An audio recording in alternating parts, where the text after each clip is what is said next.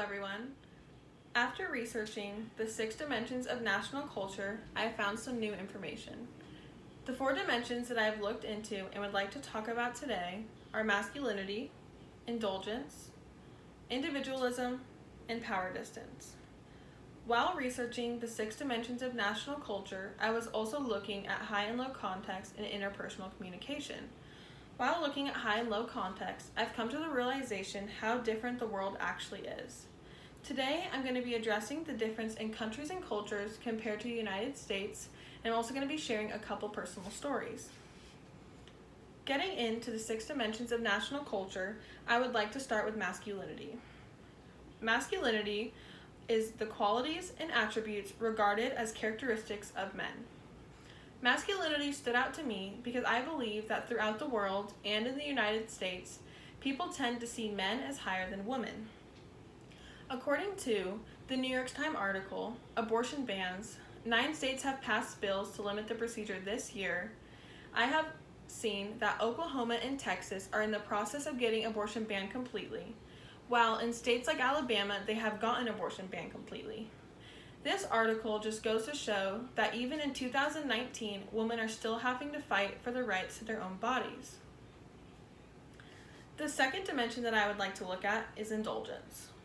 Indulgence is the action or fact of indulging.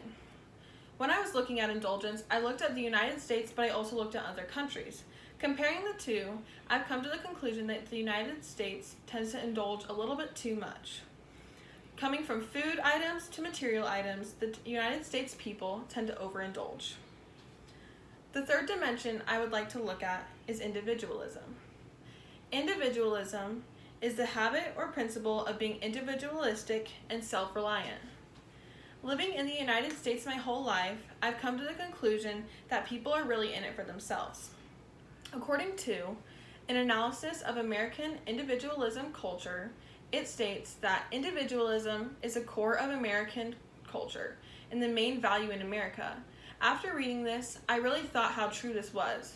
People would much rather work alone and take all the credit than to work in a group and share the credit. And finally, the last dimension that I would like to look at is power distance. Power distance is the strength of societal social hierarchy. Before I had ever seen the word power distance, I didn't know what it was. So I decided to do some research comparing Russia and the United States.